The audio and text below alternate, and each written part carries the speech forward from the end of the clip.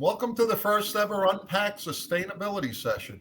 It's brought to you by the FPSA Packaging Network. My name is Jim Bonatakis. I'm a sales manager at RexFab and a member of the FPSA board. Today I have Ron and Victoria from Kwik Lok with me. Why is sustainability efforts important for Kwik Lok and for the future of the business?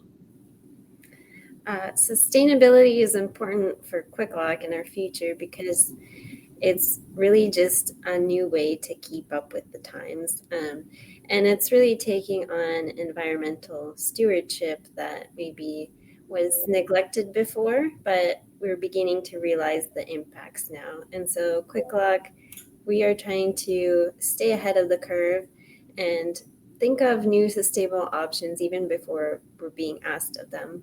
And so we really want to be innovative in this way and to think about all of our different customers. So our approach really is multi-pronged in that we aren't just going to be sustainable in one way or another, but in different ways through different products. And that journey for Kwik Lok really began over 6 years ago. We moved very suddenly from the second generation ownership of the company to the third generation. And our three owners today are very committed to leaving the world in a better place than they have it now. So we began that process, and a little over 3 years ago, we introduced our first sustainable bag closure. And at the time, we thought, we've done it. But what we quickly learned is that in different market segments, in different areas of the world, people are at different places on the sustainability spectrum. So there is no single answer. So that's why we brought on board Dr. Victoria, and she's doing material science research literally on over 30 different materials today. I also want to add a little bit about Kwik Lok's focus on making this transition to sustainability a little bit easier, since customers are becoming more aware of their environmental impacts.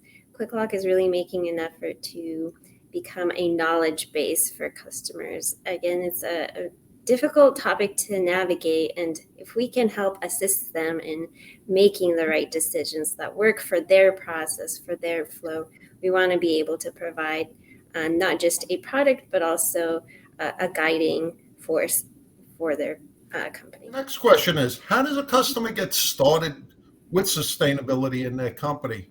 And how does Eco-Lock and Fiber Lock fit into that picture?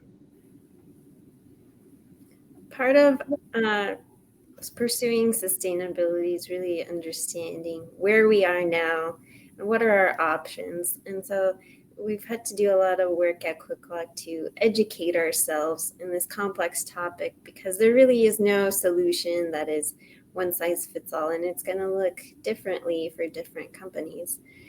And so one of our approaches is to go plastic free with the Fiber Lock. And there's definitely been a lot of interest in it. And a part of it is really understanding what are the different effects of different materials.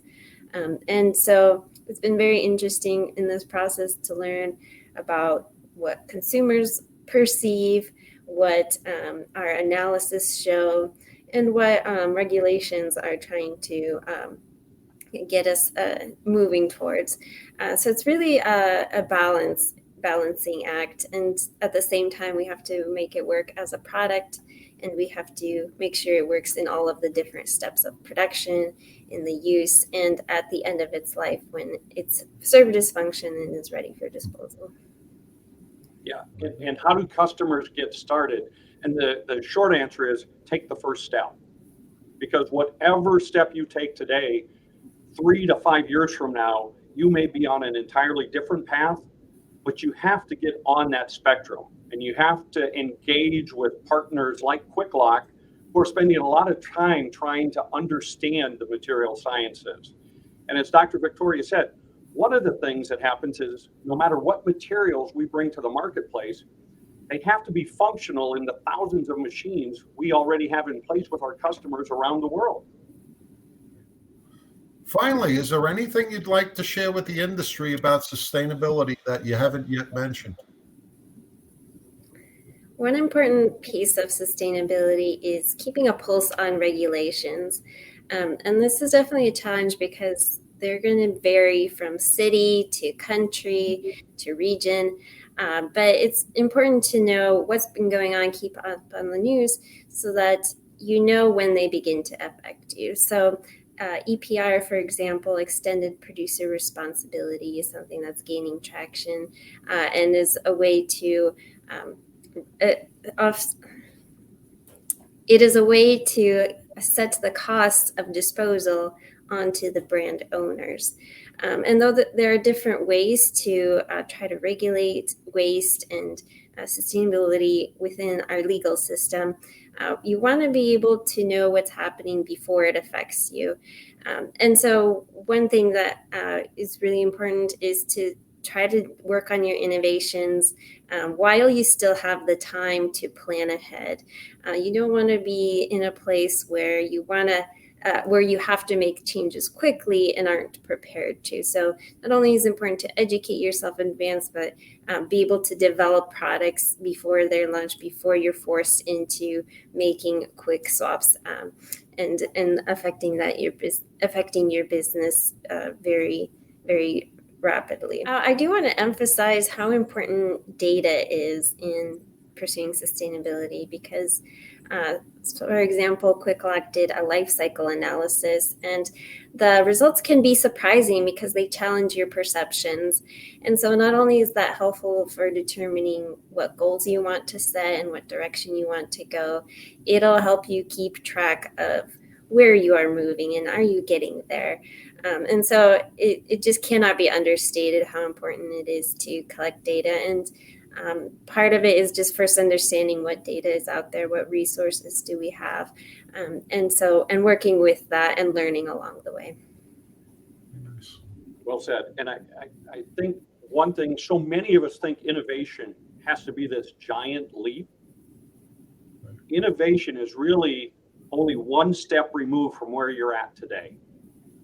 And so in the area of sustainability, it's going to be a series of little steps for everyone. There is no easy button, and it's a complicated subject.